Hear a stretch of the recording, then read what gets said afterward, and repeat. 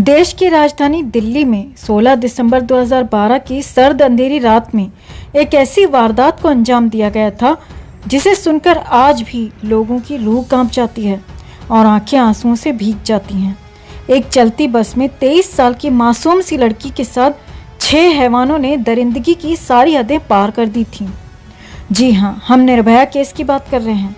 संभव है कि आपने भी अब तक निर्भया केस के बारे में बहुत कुछ पढ़ा और सुना होगा, लेकिन हम आपको इस केस की कुछ ऐसी बारीकियां बताएंगे जिनके बारे में शायद आपने अब तक नहीं सुना होगा। इसके अलावा हम आपको ये भी बताएंगे कि निर्भया का जिंदा छोड़ा गया दरिंदा आखिर कहां और किस हालत में है। हम आपको निर्भया के एकमात्र जिंदा बचे नाबालिग दरिंदे को 10,000 और सिलाई मशीन देने के पीछे की भी पूरी कहानी बताएंगे। तो वीडियो में अंत तक ज़रूर बने रहिए। ध्यान दीजिए कि हमारा मकसद केवल व्यूज़ और लाइक्स हासिल करना नहीं है, बल्कि आपको सही और निष्पक्ष जानकारी देना है। तो चलिए बिना किसी देरी के वीडियो शुरू करते हैं। इस कहानी की निर्भया का जन्म 10 मई 1990 को दिल्ली में हुआ था। वो अपने 3 भाई बहनों में सबसे बड़ी थी और परिवार की इकलौती बेटी भी थी। निर्भया के माता पिता ने बेटे बेटियों में बिना कोई भेदभाव किए निर्भया को भी अच्छी शिक्षा दी थी और निर्भया को भी बराबरी का मौका दिया था। निर्भया बचपन से ही पढ़ाई में काफ़ी तेज थी और वो हमेशा अपने परिवार वालों की उम्मीदों पर खरे उतरते हुए आगे बढ़ना जारी रखती है। आगे की पढ़ाई करते हुए वो मेडिकल फील्ड में आने का फैसला करती है और फिजियोथेरापी कोर्स में एडमिशन लेते हुए काफ़ी अच्छे मार्क्स के साथ फिजियोथेरापी की डिग्री भी हासिल कर लेती है। जब ये घटना घटी थी तब निर्भया फिजियोथेरापी की ही इंटर्नशिप कर रही थी। बात 16 दिसंबर 2012 की है। दिन रविवार था। छुट्टी का दिन होने की वजह से निर्भया अपने एक दोस्त अवनिंद्र प्रताप पांडे के साथ फिल्म देखने जाने का प्लान बनाती है। अवनिंद्र पांडे पेशे से सॉफ्टवेयर इंजीनियर हैं और वो उत्तर प्रदेश के गोरखपुर के रहने वाले हैं। उन दिनों सिनेमाघरों में आमिर खान की फिल्म तलाश लगी हुई थी। फिल्म की काफ़ी चर्चा थी, इसलिए निर्भया अपने दोस्त के साथ तलाश फिल्म देखने का प्लान बनाती है और ये दोनों पब्लिक ट्रांसपोर्ट से फिल्म देखने के लिए PVR select city walk Saket चले जाते हैं। जब ये लोग सिनेमा हॉल तक आते हैं तो वहाँ काफ़ी भीड़ होती है और इन्हें फिल्म का टिकट नहीं मिल पाता है। इसीलिए दोनों तलाश फिल्म देखने की बजाय लाइफ ऑफ पाई नाम की फिल्म देखने का फैसला करते हैं। इवनिंग शो में लाइफ ऑफ पाई देखने के बाद निर्भया और पांडे अपने अपने घर जाने के लिए ऑटो का इंतजार करने लगते हैं। वैसे तो रात बहुत ज़्यादा नहीं हो रही थी, फिर भी ठंड ज़्यादा होने की वजह से ऑटो बहुत कम आ रहे थे और जो भी आ रहे थे वो मीटर की बजाय मुंह मांगी कीमत पर जाने की बात कर रहे थे। कुछ देर की जद्दोजहद के बाद एक ऑटो वाला मिलता है जो इन्हें लेकर चलने को तैयार हो जाता है, मगर वो इन दोनों को मुनेरका बस स्टैंड तक ही लाने के लिए राजी होता है। ये दोनों सोचते हैं कि मुनेरका से बस लेकर द्वारका तक चले जाएंगे, इसीलिए दोनों ऑटो से चलकर मुनेरका बस स्टैंड तक आ जाते हैं। मुनेरका बस स्टैंड आने के बाद ये दोनों थोड़ी देर इंतज़ार करते रहते हैं, मगर इन्हें अपने डेस्टिनेशन तक जाने के लिए सही सवारी नहीं मिलती है। हालांकि जब रात के लगभग 9:30 बज रहे होते हैं तभी एक सफ़ेद कलर की काले शीशे वाली बस वहाँ से गुजरती है। बस के गेट से एक लड़का चिल्लाते हुए इन लोगों से पूछता है कि कहाँ जाना है। जवाब में निर्भया का दोस्त कहता है द्वारका। बस वाला कहता है कि हम भी वहीं जा रहे हैं। इसके बाद निर्भया अपने दोस्त के साथ इसी बस में बैठ जाती है। जब निर्भया और उसके दोस्त बस के अंदर आते हैं तो देखते हैं कि बस के अंदर 3 और सवारी हैं, इसीलिए ये दोनों भी निश्चिंत होकर बस में ही बैठ जाते हैं। बस के अंदर मौजूद एक लड़का इन दोनों से मुनेरका से द्वारका तक जाने के लिए किराए के तौर पर 10-10 रुपए भी लेता है। हालांकि जब ये दोनों टिकट मांगते हैं तो वो बदतमीजी करने लगता है। बस वालों द्वारा टिकट न देना उन दिनों कोई नई बात नहीं थी, इसीलिए दोनों खामोश होकर बस के अंदर बैठ जाते हैं और अपनी मंजिल पर पहुंचने का इंतजार करने लगते हैं। मगर किसे मालूम था कि उनका इंतजार बस इंतजार बनकर ही रह जाएगा। कुछ देर तक तो बस अपने रास्ते पर आगे बढ़ती रहती है, मगर थोड़ी देर के बाद ड्राइवर बस को निर्धारित रूट से हटाकर दूसरे रास्ते पर मोड़ देता है। इस बात का अंदाजा होते ही निर्भया का दोस्त तुरंत बस के अंदर मौजूद लोगों से इस पर सवाल करना शुरू कर देता है। इस सवाल का सही ढंग से जवाब देने की बजाय बस का दूसरा स्टाफ निर्भया के दोस्त के साथ ही बदतमीजी करने लगता है और उससे पूछने लगता है कि तुम दोनों आखिर कौन हो और इतनी रात में अकेले क्या कर रहे थे। जब निर्भया और उसके दोस्त बस के अंदर गए थे तब इन लोगों ने देखा था कि 3 बस स्टाफ के अलावा 3 लोग पैसेंजर सीट पर बैठे हुए थे। उन्हें लगता है कि वो तीनों पैसेंजर ही हैं, मगर थोड़ी ही देर बाद साफ हो जाता है कि ये तीनों पैसेंजर नहीं बल्कि बस स्टाफ के ही साथी हैं। अब ये सभी 6 लोग मिलकर निर्भया के दोस्त के साथ बदतमीजी करने लगते हैं और उसे उकसाना शुरू कर देते हैं। जब निर्भया का दोस्त जवाब देने लगता है तो इस पर बस के अंदर मौजूद भी सभी उसके साथ हाथापाई करने लगते हैं और उसे मारना शुरू कर देते हैं। पहले तो वो निर्भया के दोस्त को लात घूंसों से मारते हैं और फिर इसी लड़ाई के दौरान एक लड़का बस के अंदर इस्तेमाल होने वाली एक बड़ी सी लोहे की रॉड निकालता है और उसके सर पर दे मारता है। इस कारण निर्भया का दोस्त वहीं पर बेहोश होकर गिर जाता है। अब आगे निर्भया के साथ रूह कपा देने वाली दरिंदगी का सिलसिला शुरू होता है। निर्भया के दोस्त को मारने पीटने के बाद जब ये लोग देखते हैं कि वो लड़का बेहोश हो गया है तो अब ये सभी निर्भया को खींचते हुए बस की पिछली सीट पर ले जाते हैं। अब यहाँ जो कुछ भी निर्भया के साथ होता है उसे हम शब्दों में भी बयान नहीं कर सकते। बस चलती रहती है और निर्भया के साथ दरिंदगी अंजाम दी जाती रहती है। ये सिलसिला 2-2.5 घंटे तक चलता रहता है। इस दौरान बस के बगल से कई बार पुलिस की गाड़ी भी गुजरती है। बस खुद भी कई थानों के बगल से गुजरती है, मगर कोई भी इस बस को रोकता नहीं है और बारी बारी से बस के अंदर मौजूद सभी 6 दरिंदे निर्भया के शरीर को नोचते रहते हैं। चूंकि निर्भया का दोस्त सर पर हुए लोहे की रॉड के वार की वजह से बेहोश हो गया था, इसीलिए वो निर्भया की मदद करने की स्थिति में नहीं था।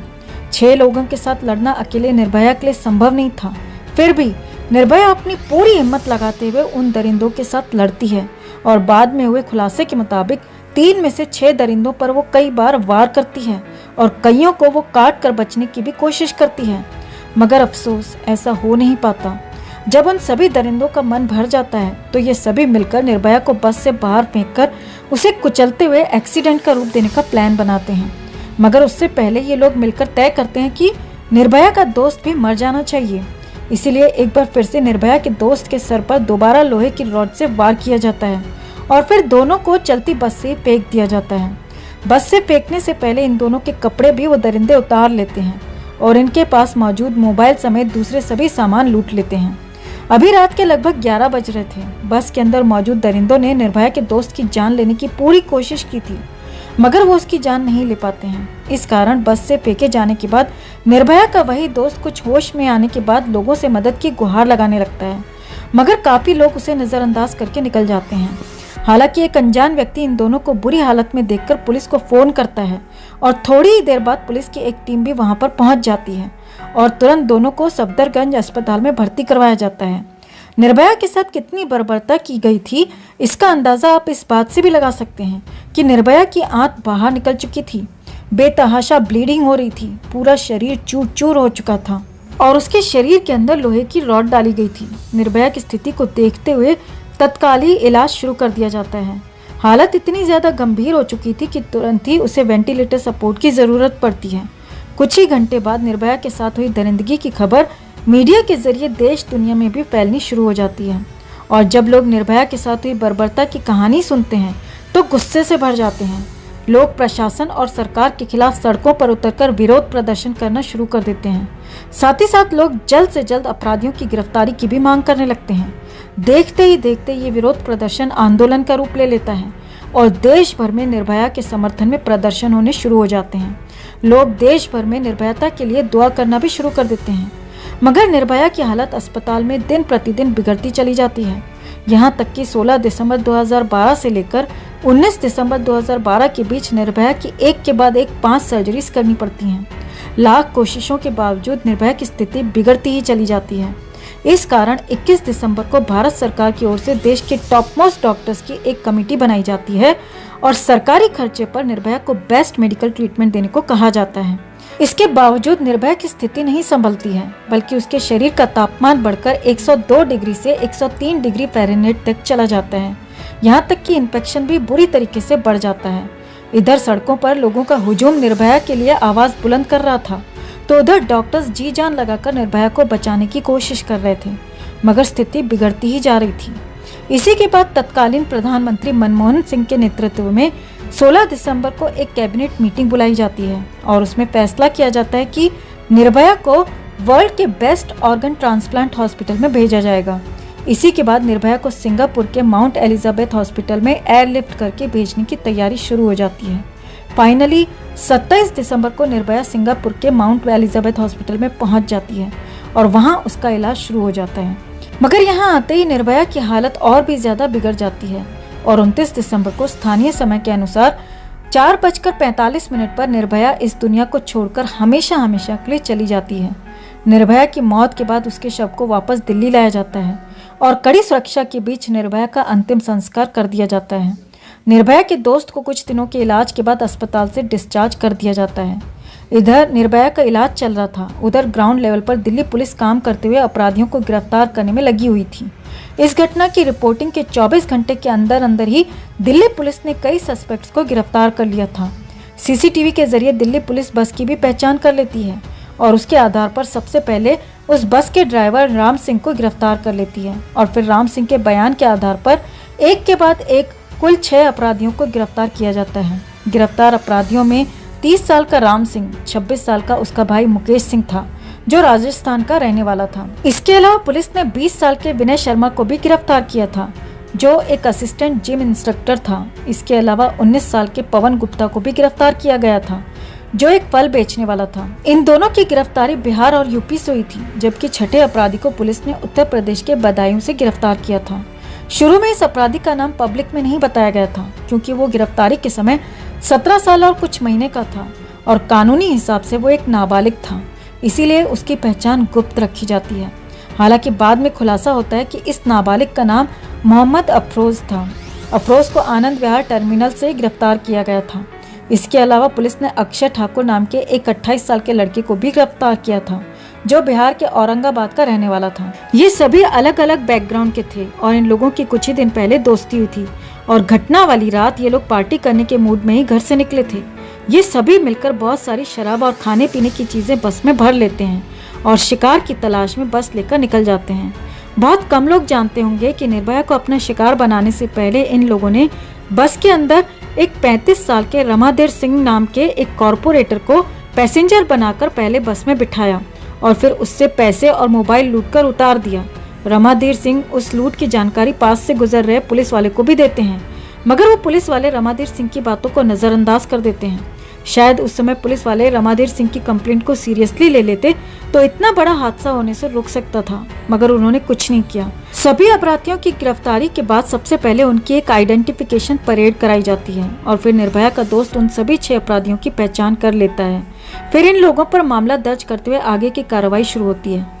मामले की सुनवाई चली रही होती है कि 11 मार्च 2013 को निर्भया केस के प्रमुख आरोपियों में से एक राम सिंह तिहाड़ जेल में सुसाइड कर लेता है। इसके अलावा 1 सितंबर 2013 को इस केस के नाबालिग आरोपी को जुवेनाइल जस्टिस बोर्ड द्वारा मात्र 3 साल की सजा के तौर पर सुधार गृह भेज दिया जाता है, जबकि बाकी बचे 4 अपराधियों पर बलात्कार और हत्या समेत कई गंभीर धाराओं के तहत मामला चलता है और फाइनली 13 सितंबर को फास्ट ट्रैक कोर्ट द्वारा उन सभी चारों को मौत की सजा सुना दी जाती है। ये सभी अपराधी मौत की सजा के खिलाफ दिल्ली हाई कोर्ट में अपील करते हैं, जहां 13 मार्च 2014 को दिल्ली हाई कोर्ट द्वारा भी निचली अदालत के फैसले को सही ठहराते हुए उनकी फांसी की सजा को बरकरार रखा जाता है। इसके बाद ये सभी सुप्रीम कोर्ट का रुख करते हैं। सुप्रीम कोर्ट द्वारा भी 5 मई 2017 को फांसी की सजा को बरकरार रखा जाता है। इसके बावजूद ये अपराधी एक के बाद एक अपने सभी विकल्पों का इस्तेमाल करते हुए बचने की पूरी कोशिश करते हैं, मगर सुप्रीम कोर्ट के बाद प्रेसिडेंट द्वारा भी इनकी पिटीशन रिजेक्ट कर दी जाती है और सभी कानूनी दरवाजे बंद होने के बाद चारों अपराधियों को 20 मार्च 2020 को सुबह के 5:30 बजे तिहाड़ जेल में फांसी दे दी जाती है। मेडिकल टीम द्वारा 6 बजे सभी को मृत घोषित कर दिया जाता है। निर्भया के 4 अपराधियों को तो फांसी की सजा हो गई थी, जबकि एक ने खुद ही आत्महत्या कर ली थी। फिर एक का क्या हुआ? जैसा कि थोड़ी देर पहले हमने बताया, इस केस का एक आरोपी इस अपराध को अंजाम देते समय नाबालिग था। इस कारण उसे सिर्फ 3 साल की सजा हुई और उसे सुधार गृह भेज दिया गया। मीडिया रिपोर्ट्स के मुताबिक इस नाबालिग अपराधी का नाम मोहम्मद अफरोज था। 3 साल की सजा पूरी करने के बाद अफरोज को सुधार गृह से निकालकर बेहद ही गुपचुप तरीके से नई जगह पर भेज दिया जाता है। मीडिया रिपोर्ट्स के मुताबिक अफरोज को नए सिरे से जिंदगी की शुरुआत करने के लिए 10,000 रुपए और एक सिलाई मशीन भी दी जाती है ताकि वो बतौर टेलर काम करके अपनी जिंदगी गुजारे। फिलहाल अफरोज कहाँ रह रहा है, इस बात की जानकारी आधिकारिक तौर पर किसी को भी नहीं है, क्योंकि देश के कानून के मुताबिक नाबालिग अपराधी की सुरक्षा करना भी कानून की ही जिम्मेदारी है। इस पर क्या ही कहा जाए। एक दावा ये भी किया जाता है कि दिल्ली सरकार ने अपनी तरफ से अफरोज को 10,000 रुपए और सिलाई मशीन दी थी, जबकि इसके पीछे की सच्चाई भी जानना जरूरी है। दरअसल juvenile justice care and protection of children 2014 के मुताबिक जब भी कोई नाबालिग अपराधी अपनी सजा पूरी करके बाहर आता है तो उसके पुनर्वास की व्यवस्था करना राज्य सरकार की जिम्मेदारी है। ये कानून केंद्र सरकार द्वारा ही बनाया गया है। यहाँ तक कि जब एनडीए सरकार के दौरान इस कानून में संशोधन किया गया तब भी इस प्रावधान को हटाया नहीं गया। इस कारण ही निर्भया के छठे और एकमात्र जिंदा बचे अपराधी को पुनर्वास के लिए आर्थिक मदद और कथित तौर पर सिलाई मशीन दी गई थी। हम यहाँ कोई राजनीति नहीं कर रहे हैं दोस्तों, बल्कि आपको सही जानकारी दे रहे हैं। इस खबर के बाहर आने के बाद लोगों का गुस्सा इसीलिए भी बढ़ गया था क्योंकि कथित तौर पर निर्भया के साथ सबसे ज्यादा जुल्म इसी नाबालिग अपराधी ने किया था और इसे ही छोड़ दिया गया। एक और बात आप भी शायद जानते होंगे, दुनिया इस केस को निर्भया के नाम से जानती है और कई महीनों तक किसी को निर्भया का असली नाम मालूम नहीं था। इसकी वजह यह थी कि भारतीय कानून के हिसाब से बलात्कार पीड़िता की असल पहचान जाहिर करना गैर कानूनी है। इस कारण इस लड़की को तब मीडिया ने निर्भया और दामिनी जैसे नाम दिए थे। मगर कानून में ये भी प्रावधान है कि अगर विक्टिम के माता पिता या परिवार वाले चाहें तो वो अपनी इच्छा से उसकी पहचान जाहिर कर सकते हैं। इसी कानून का हवाला देते हुए निर्भया के परिवार वालों ने मीडिया में बयान दिया कि उनकी बेटी ने ऐसा कुछ नहीं किया है जिससे उसकी पहचान छिपानी पड़ेगी, बल्कि हमारी बेटी ने जिस बहादुरी से दरिंदों से मुकाबला किया उस पर तो हमें गर्व है। फिर निर्भया के पिता ने मीडिया से आगे बात करते हुए अपनी बेटी का असल नाम बताया था। हमारी इस कहानी की निर्भया का असल नाम ज्योति सिंह था। इस कामना के साथ कि ज्योति की आत्मा को शांति मिले, हम ये खबर यहीं पर पूरी करते हैं। दोस्तों, आपके अनुसार देश में बलात्कार के मामलों को कम करने के लिए सरकार को क्या कदम उठाने चाहिए? कमेंट में इसे लेकर आप भी अपनी बात, अपनी राय जरूर रखें और इस वीडियो को लाइक करते हुए शेयर भी करें ताकि जानकारी दूसरे लोगों तक भी जरूर पहुंच सके। और चैनल के साथ जुड़कर चैनल को सब्सक्राइब कर हमारी आवाज भी बने।